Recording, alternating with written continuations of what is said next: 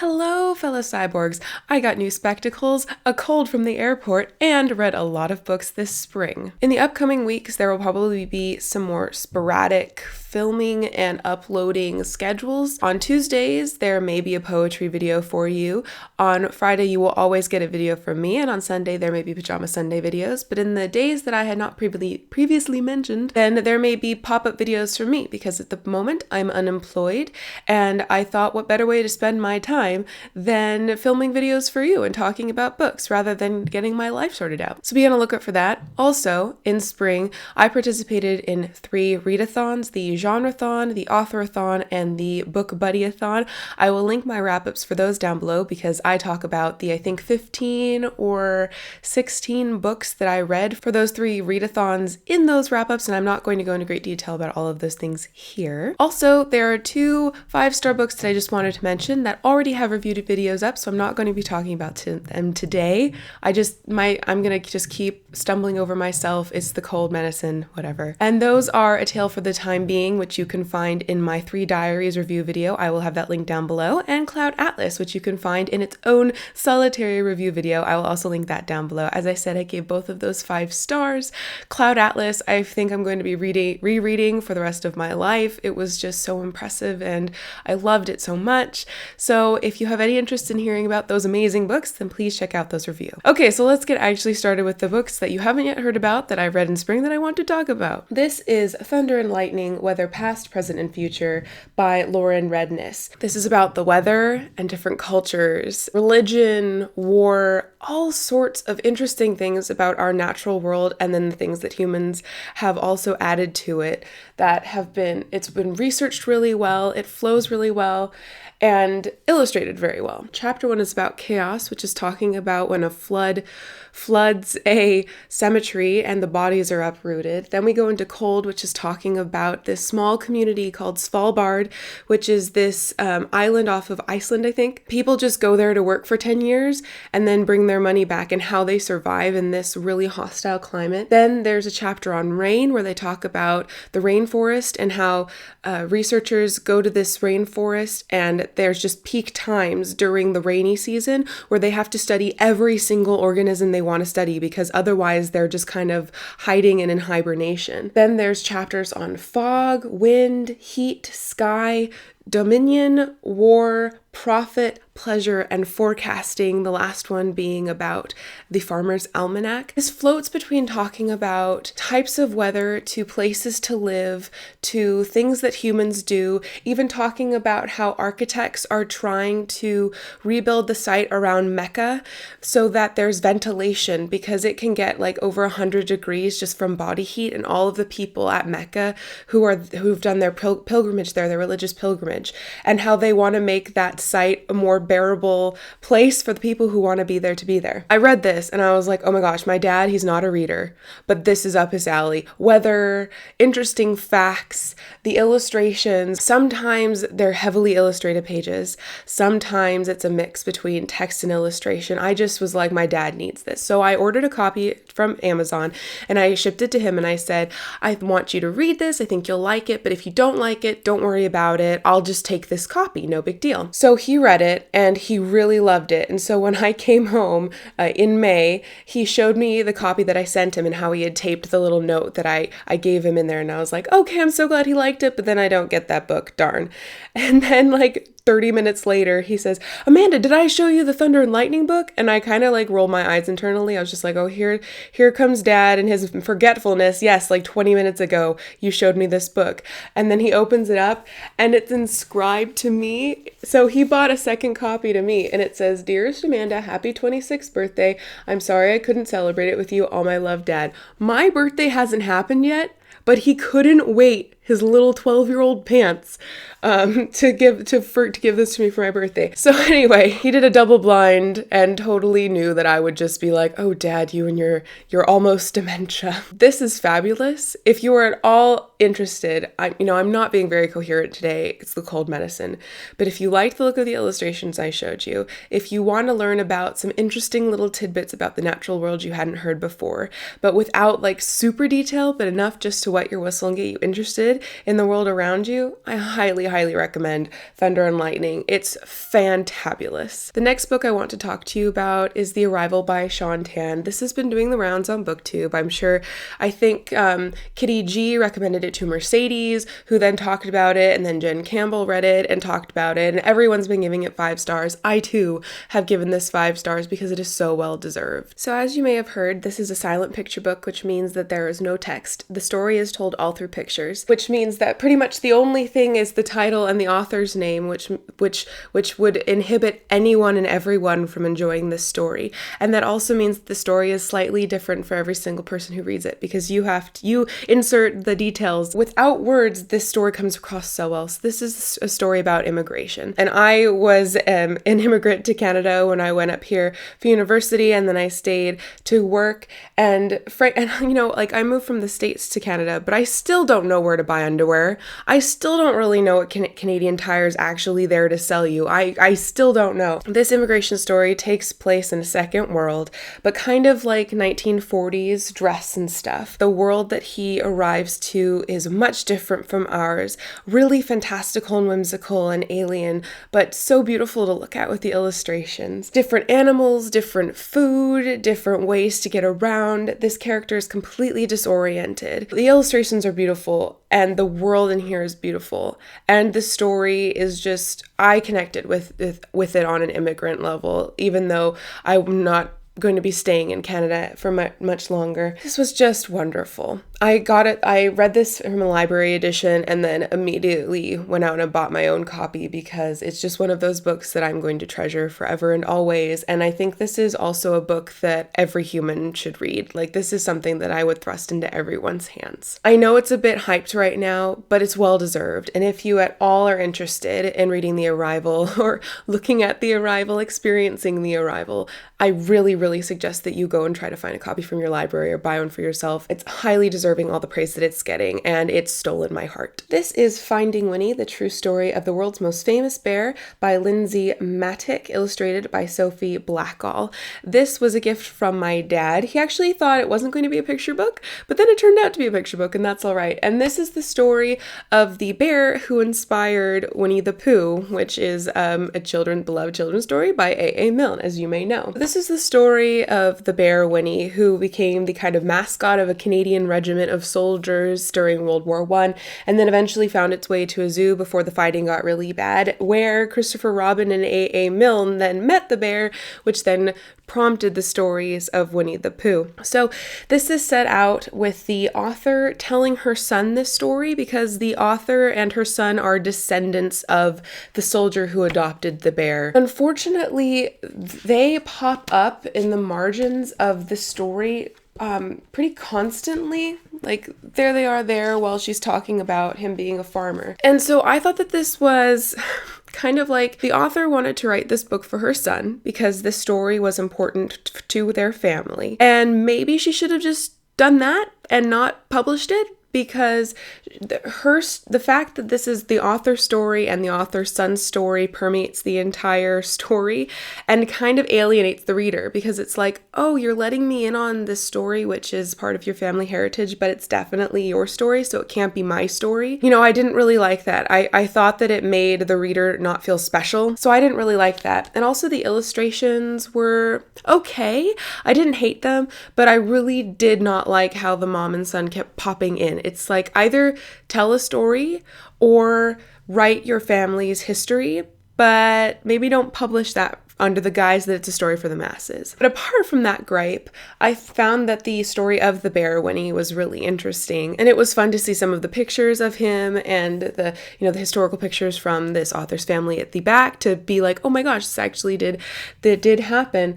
And I'm really glad that I read it, but I don't know if I would recommend you going out and buying it. Maybe just get it from your local library and see if you like it. This is a bind-up of Emma, Northanger Abbey, and Persuasion by Jane Austen. I recently buddy read Emma with Merle from A Blackbird's Books, and I'm so glad that she was just like, so when are we going to do a proper buddy read? And then we decided on Emma. I really, really enjoyed Emma. I gave it 4 out of 5 stars, but I enjoyed it more than Pride and Prejudice, which I also gave 4 out of 5 stars when I read it 7 years ago. Emma was a delightful story for me. I already had seen a couple adaptations, including one that I adore with Romola Garai and Johnny Lee Miller, and that really made me think that Emma was not as insufferable as perhaps she would have come across for someone who hadn't seen that adaptation. I really connected with Mr. John Knightley, Mr. Knightley's brother, Mr. Woodhouse, and also Miss Bates. They all had aspects of me in them, which just tickled me pink. Miss Bates is this spinster who becomes this gossip that no one takes seriously, but she is a gossip that no one takes seriously because she has no other role to play in society. Mr. John Knightley is an introvert who's grumpy and doesn't really like social engagements, and I'm totally with him. And then Mr. Woodhouse is kind of a hypochondriac who thinks that whatever is ailing him or would benefit him would benefit everyone else. And though I'm not a hypochondriac, just some of the things, the gloominess, the Eeyore-ness of Mr. Woodhouse just reminded me of myself. And apparently I just want to read about myself in books.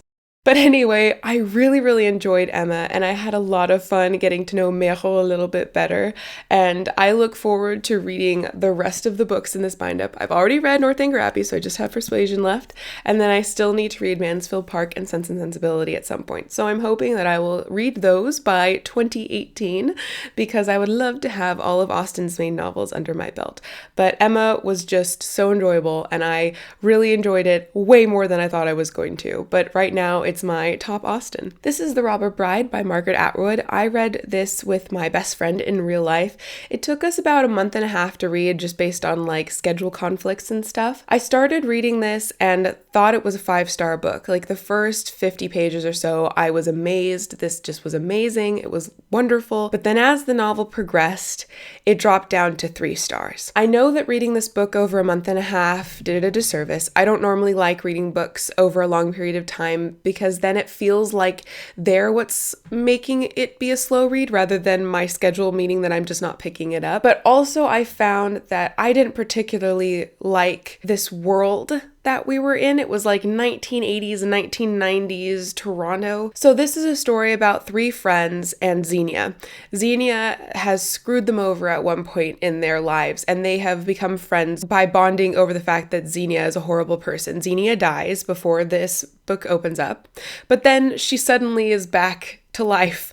And during the first chapter, they see her when they're meeting for like a lunch at a cafe. This is an in-depth character study looking at the 3 friends, Tony, Charis, and Roz. Tony I found really interesting. Charis was really sad. There's trigger warnings for child sexual abuse and rape in here. Roz, I didn't really connect with. So as I got to learn about the 3 women more and more, they just didn't tickle my fancy as much. I wasn't as interested in them. And like I said, the 1980s vibe in Toronto just didn't really do it for me. I don't know if this book is particularly feminist. I guess it's feminist in the fact that women can be just as evil as men, which if we're going for equality of the sexes, then we have to reconcile the fact that women can be as nasty and as violent and as evil as men can be nasty and violent and evil. So I think I'm done with Margaret Atwood's novels. I think I'm done. I think the only novel that I would read in the future would be a reread of The Handmaid's Tale because it made such an impression on me when I read it in high school. But otherwise, I think I'm just going to stick to Margaret Atwood's nonfiction and poetry because her short stories and novels have not been thrilling me. So I think I'm done. This is Little Dorrit by Charles Dickens. I buddy read this with Kate Howe over 2 months, I think, and I had so much fun buddy reading with her. After we finished Little Dorrit, my life was so different, not getting to talk with Kate every week about these crazy characters and just chatting with her and getting to know her better. So I'm really excited that we have a buddy read coming up of The Distant Hours by Kate Morton because I really miss talking with her. She's an absolute sweetheart and I really love her channel. So Little Dorrit by Charles Dickens, it has a huge cast of characters. Little Dorrit, the titular character, is this young woman who was born in the Marshalsea debtors prison. This book is about, it's a social commentary on debtors prisons, about phonies and frauds, about money not meaning anything as far as someone's character, also how money can change someone's character. It's just really complex. When I first started reading this, I was very pleased with myself, pompously pleased with myself about reading Little Dorrit, this, 800, mine's like 800 page volume of a classic. And I first started thinking this was a 4 read, but then unfortunately at the beginning of book 2, because this is split into 2 parts, there was a 250 page lull for me where the characters that I really connected with weren't really in it, and the characters that I thought were kind of insufferable were all up in the pages.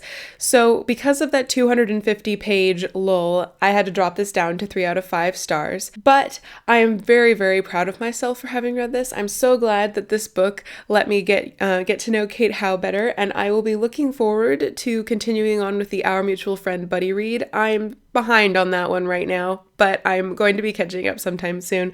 And then hopefully I'll also tackling Dombey and Son at the end of the year with Kate, and also Victoria from A Hermit's Progress. So I haven't given up on Dickens, and I liked this, but I wasn't as blown away as I was hoping, and that's okay. You've already seen this, and you're going to see it again, because this is one of my new favorite books. This is How the Blessed Live by Susanna M. Smith.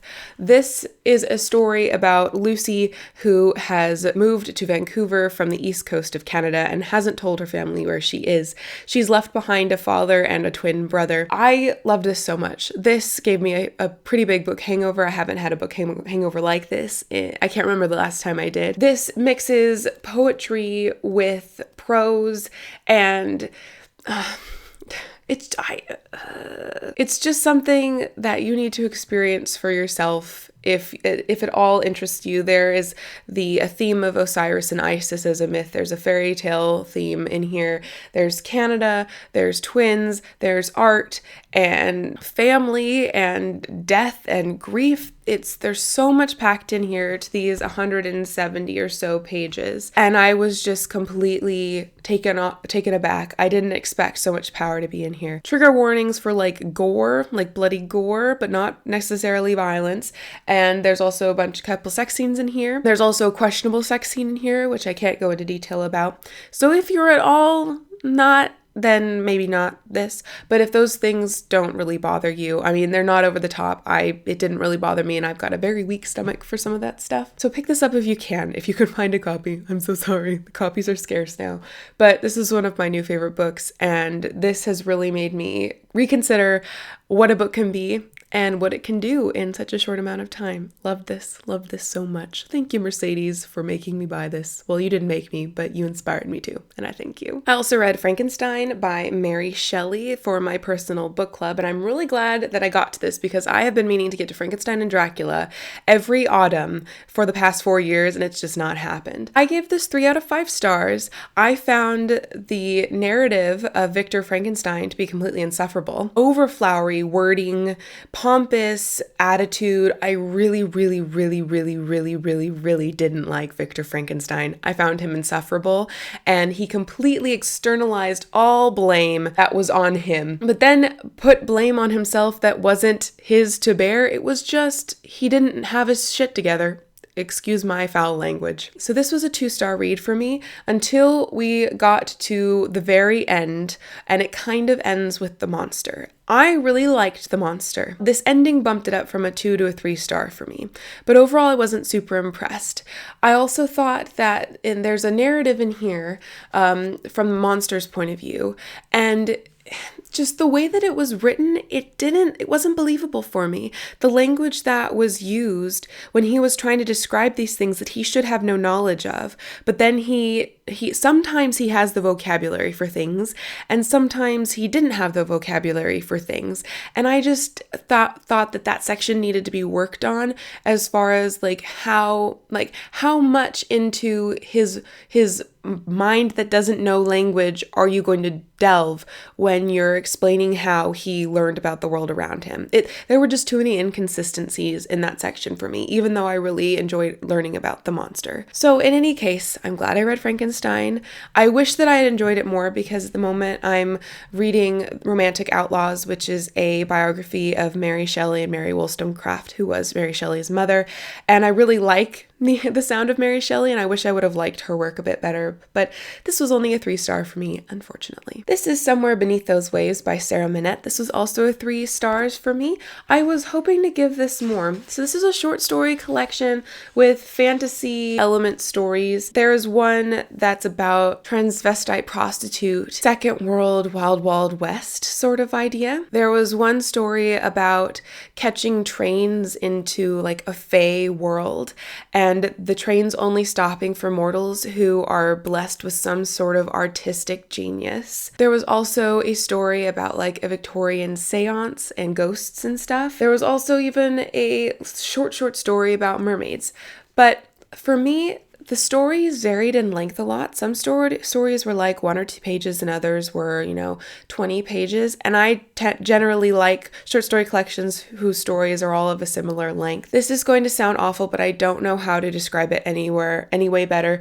But this wasn't as literary as I wanted it to be. This felt more like urban fantasy urban fantasy writing style rather than literary, so more kind of colloquial. The beautiful language feeling a bit more heavy-handed. So this wasn't as effortlessly beautiful as I wanted it to be, but if you're really interested in fantastical elements and stories, and you don't particularly like literary, really heavy, dense sort of language, then this might be the collection for you. But unfortunately, it just didn't take it quite far enough for me, and I only gave this 3 out of 5 stars. This is The Foxwoman by Kais Johnson, and I almost gave this 5 stars, but this got a solid, really great 4. So I read At the Mouth of the River of Bees by Kais Johnson earlier in the year, and I loved that short story collection. I gave it 5 stars unquestioningly. It was wonderful. It was beautiful. I can remember almost all of the stories and their titles. It was just so well done. I got Fudoki by the same author for Christmas, but then since I adored the short story collection so much,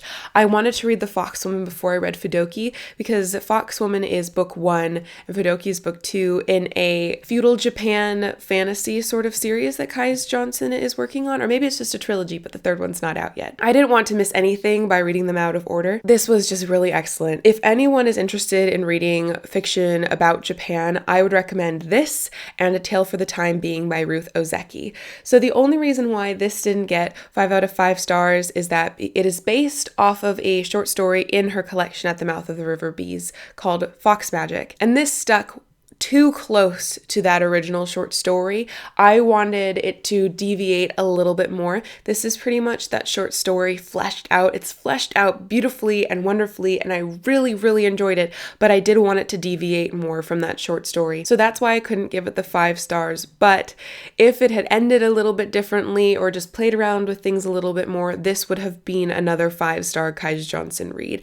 I am so looking forward to reading Fudoki. I think I'm going to be buddy reading that with Sabrina from Unmanaged Mischief and Brittany from Under the Radar Books this month. I'm not sure. I hope you guys see this and let me know what the plan for Fudoki is, because I'm really eager to read it and I would love to buddy read it as well. So Fox Magic, check it out if you're at all interested. I really enjoyed it. This is The Folktales of Scotland retold by Nora and William Montgomery. I started reading this whilst I was still in Scotland last July. So it took me 10 months, because I think I finished this last month or the month before, to read this. I'm really glad that I read this. I'm also really glad that I bought it, because it was probably the most apropos souvenir for me and my Scotland trip. However, this book has really shown me that I don't actually like reading fairy tales. I like the themes in fairy tales. I like how those themes played with in modern fiction, but I find that reading original fairy tales actually to be quite dull and boring. A lot of these fairy tales in here had similar structures to other fairy tales that I had read before. A lot of fairy tales cover the same sorts of themes or have the same sorts of magic in them. I really liked how this collection used some Scots dialect words in here, but there was a glossary in the back. So you knew that when they were talking about a creel, they're talking about a basket. That was really handy. It was kind of a slog to get through this, and I had to just push my way through to the end. I'm glad I've actually read this, because quite a few fairy tale collections I have on my shelves in California I haven't actually read. I just like to collect them. But I gave this 3 out of 5 stars. I didn't hate it, but I didn't really enjoy the reading experience, so And finally, I want to talk to you about Dr. Muller's Marvels by Kristen O'Keefe Aptowicks. Dr. Muller was a surgeon and physician in the early 1800s in America at America's medical infancy. He started his work before anesthesia was used during surgeries. And he also was really famous for his advances in plastic surgery and helping people with deformities such as cleft palates or women whose dresses had caught on fire while they were cooking and their skin had kind of melted and made it so that they couldn't blink or couldn't close their mouths. A lot of them who came to him were at the end of their desperation rope. They told him if he can't help them, they're going to kill themselves, because living life as a monster in the early 1800s, and that's a term that they would call themselves in the early 1800s, was not a life worth living. And Dr. Muller was the sort of doctor that really, really had a great patient-doctor relationship with his patients. He would coach them for weeks before the surgery, tell them exactly what was going to happen, because they were going to be awake and feeling everything while these surgeries were taking place. He would coach them, he would get their body used to him touching the certain areas.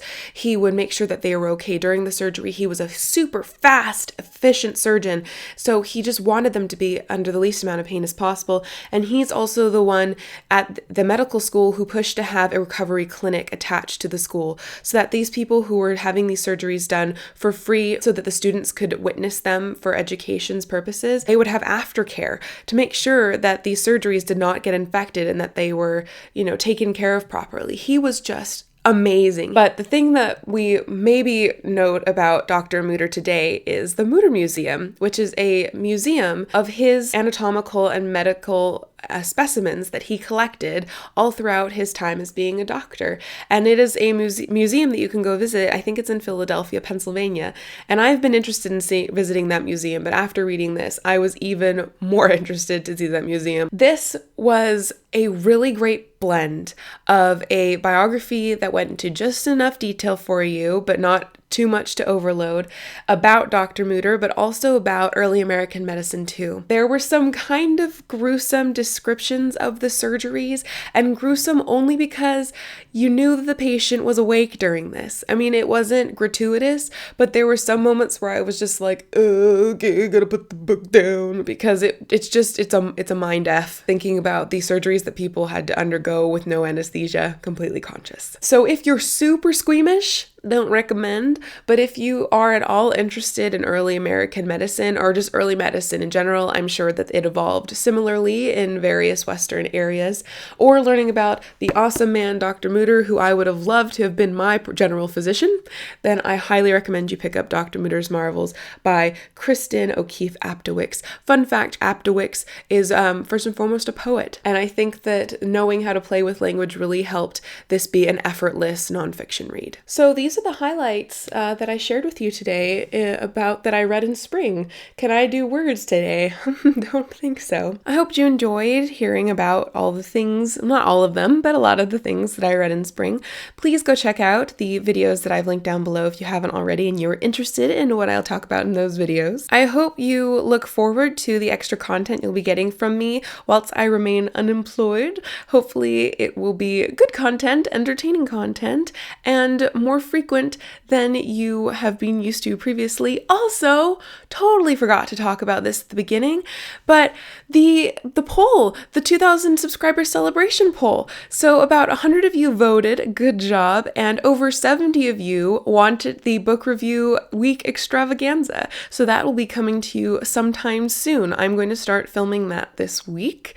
So hopefully that will be worth your votes. However, so many of you expressed interest in hearing me read in funny voices and hearing me read you my fairy tales, so I'm going to work on those too sometime in the future. So don't be sad, that'll be happening as well. Thank you to everyone who voted, and look out for that review week extravaganza. Hopefully it will be freaking fantastic. Until next time, I hope that you had a lovely reading time in spring and that your summer is even more successful and continue to be lovely.